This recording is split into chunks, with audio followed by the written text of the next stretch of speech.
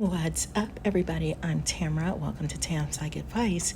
And today we're going to talk about if you're crushing on an ENTJ. Have you ever had a crush on an ENTJ? I'll raise my hand because, yes, I have definitely had a crush on an ENTJ before.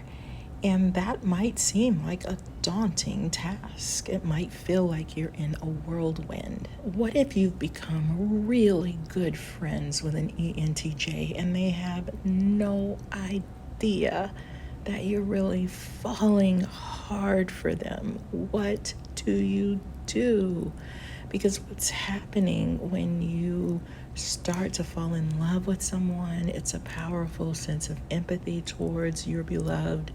You may feel the other person's pain as though it's your own, and you feel willing to sacrifice anything for that other person, but they don't know that you like them. That could be just as tumultuous and painful, as exhilarating as love is. Might feel like you're shaking inside, slowly tormented and being ripped apart because you want to let the ENTJ know that you really love them, or you really care about them, or you're falling deep for them. But nobody wants to be rejected because rejection is so scary. Like, you might remember that rejection for the rest of your life, or it might take years to get over it. So what do? Do you live with the torture of unrequited love, or do you take that chance? Do you go in there and experience the potential turbulence in order to let that person know how you feel? Face it, male or female, ENTJs are commanders. They're firm, they're direct, they're outwardly opinionated, expressive. They can tell you what they're thinking. They can be blunt. They can even be harsh sometimes. So who wants to go up against that when it comes to love? But I'll tell you, I've found that ENTJs can be very sensitive and very vulnerable, and also have emotional intelligence when it comes to love. So that would be a reason why you want to go for it. So should you hold back if you are in love with an ENTJ, or should you let them know? I'm going to say you got to go for it. You got to go for it, even if you're trembling like a leaf, even if you're scared, even if you're afraid that it will ruin the relationship. You got to go for it. Now, some people are very traditional, like that male-female thing. You have to take that in consideration. How traditional is that person? If it's an ENTJ female, she might be upfront and blunt with how she feels, or she might want that guy to take the lead, to step in and take charge and say, hey, I'm into you. Taking a risk with an ENTJ, or anyone that you're falling in love with, is challenging and it's scary. But the feeling of overcoming our fears and achieving our goals is just as indescribable. And when we overcome them for love, it's even better because there's a reward at the end. If you're a judging type and you're crushing on an ENTJ, it's going to drive you insane. It's going to drive you nuts not to approach the person and let them know. So let's say that you guys are just really, really good friends. You've developed this awesome relationship, but no one has said the love word. You haven't held hands, you haven't kissed, none of that stuff. And it's driving you crazy because you're really falling for that person. Let's say the ENTJ is a woman. My suggestion is you gotta tell them, but if you're a little bit afraid, you might want to start trying on that relationship feeling, because when you're in a relationship with somebody, you want to talk to them, text every day. And so you want to start easing into what is that going to feel like, because that could be a little awkward for any friendship that turns into love. You've got to make some shifts. So you might gaze into the person's eyes a little bit longer than you normally do. If you talk to them once a week, you want to start talking to them maybe 2-3 times a week, whether it's a phone call on your way home.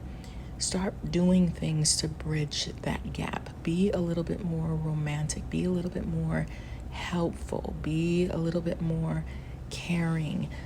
Ask the person, what's your love language? Let's talk about it. And really listen to what they say, and then start to do those love languages so the person starts to make real connections with you. Some ENTJs fall slowly, so it could be a good thing to develop a really trusting friendship with them as a foundation. But once they do fall in love, they can fall really, really hard. Be yourself. An ENTJ is going to want that. They're going to be intrigued. They like being intrigued by people and interested. So keep things intriguing and interesting. Let them know what you like about them. Like if you really like their hair, or you really like how they're dressed that day, or you think that's their color, let them know blue is really your color. That looks nice on you. Those are ways to ease into a little bit more flirtiness.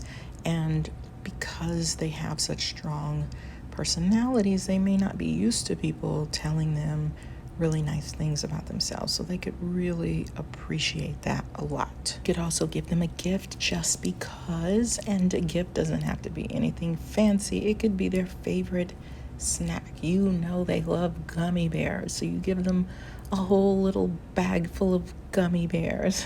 Sometimes when we're falling in love with somebody, things can seem harsher than what they really are, like if the person doesn't know that we really like them. And by the way, ENTJs are really intuitive, so if you're crushing on them, they probably already know it or have some idea. They just might be feeling a little bit shy also. I think anybody who's worth a bag of salt will be kind and respectful to you if you are vulnerable and you let them know that you are having feelings for them. You might figure out a creative way to let them know that you really like them. Remember, this is about taking risks. Sometimes when we take risks, we fall short, or we look silly, or we embarrass ourselves, and that's part of life. You got millions of other people in the same situation, so you can figure out a creative way to let them know. Maybe do some little mysterious things over a week, like leave them a bouquet of flowers on their porch, or send them a little letter.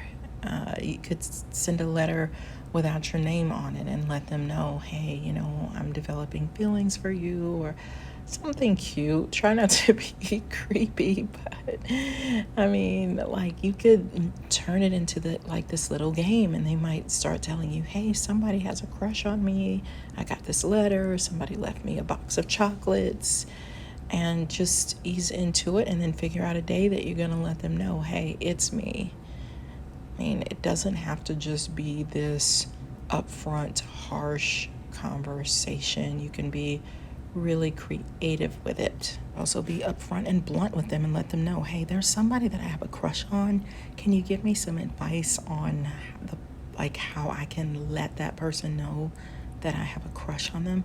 And then listen to what they say, because a lot of times the advice that people give is advice or something that they would be accepting of, and then actually do that thing to them. You can either do it on the spot, or you could wait a few days and let them know in the way that they just told you that you're actually crushing on them.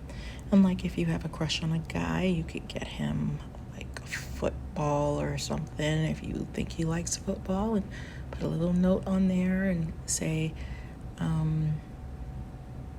secret admirer or something. I don't know.